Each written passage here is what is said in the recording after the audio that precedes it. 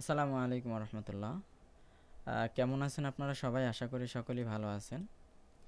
তো আজকে আমাদের ক্লাসে যে বিষয়গুলো আলোচনা হয়েছে সেগুলো আপনাদের মাঝে একটু শেয়ার করব।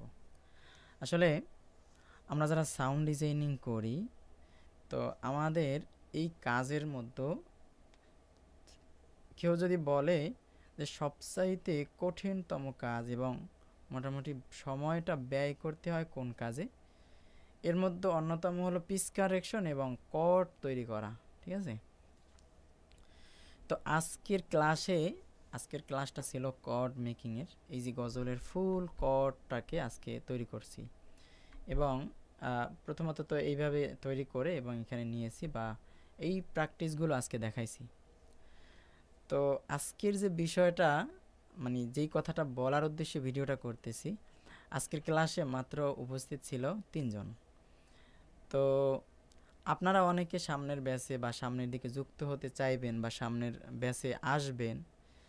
তো এই ক্লাসগুলোতে উপস্থিত থাকতে না পারলে কী সমস্যা হয় বা কী প্রবলেমগুলো হয় এটা আপনাদের কাছে শেয়ার করব।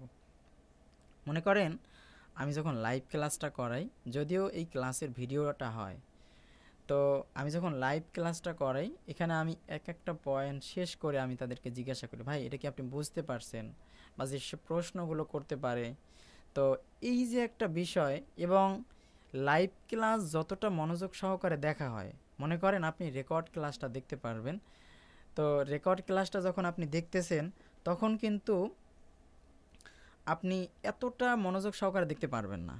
কারণ আপনি যখন লাইভ ক্লাসটা করেন অবশ্যই আপনার একটা খেয়াল থাকে, হয়তো আমাকে নাজিম ভাই কিছু জিজ্ঞাসা করতে পারে বা আমি বুঝছি কিনা এটা ধরতে পারে।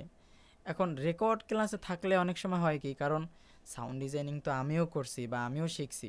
তো রেকর্ড যে ক্লাসগুলো থাকতো সে সময় হয়তো কি যে মানে হাঁটতাম অথবা এটা মানে মিনিমাইজ করে অন্য কিছু কাজ করতাম এবং এই ভিডিওটা দেখতাম। আসলে এইভাবে কখনোই শেখা সম্ভব না। রেকর্ড ক্লাস দেখে সাউন্ড ডিজাইনার হবে এটা মানে এক পর্যায়ে খুব অসম্ভব হয়ে দাঁড়ায়।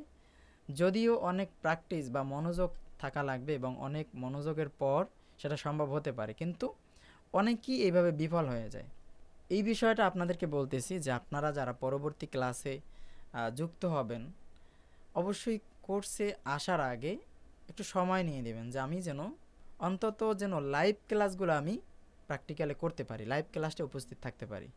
তো আজকের এই বিষয়টা দেখাইলাম এবং তাদেরকে বললাম, মানে আমার স্টুডেন্ট যারা আজকে যুক্ত ছিল তাদেরকে বললাম যে ভাই আসলে কি এই কোর্সটা একটু সস্তা করার কারণে, মানে 5,000 থেকে 50% ডিসকাউন্ট দেওয়ার কারণে অনেকের আসলে এটা গুরুত্ব হইতেছে না।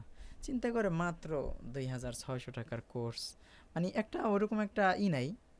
অনেকের হয়তো কম, মানুষের দুই একজনের সমস্যা থাকতে পারে। তো অনেকের এটা আসলে কিছু মনে হয় না।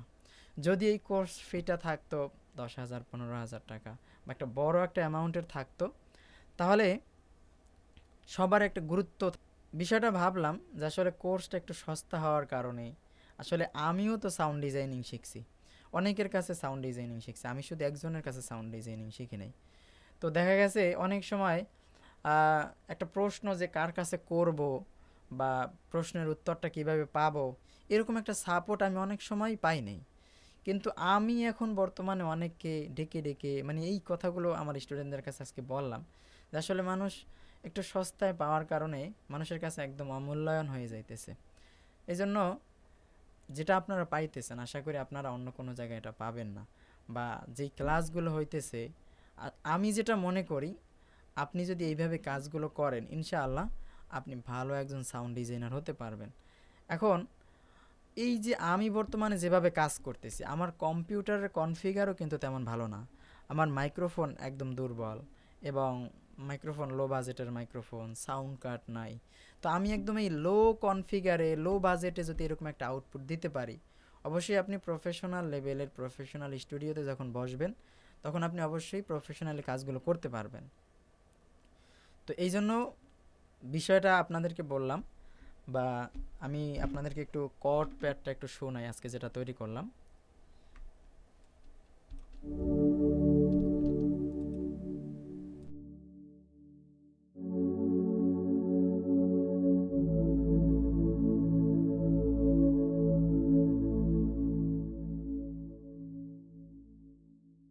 আর কত চাও শহীদ খোদা, আর কত ক্রন্দন,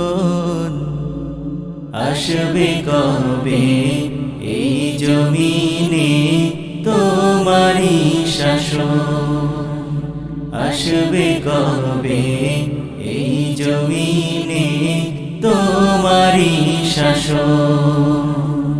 আর কত চাও শহীদ খোদা, আর কত ক্রন্দন,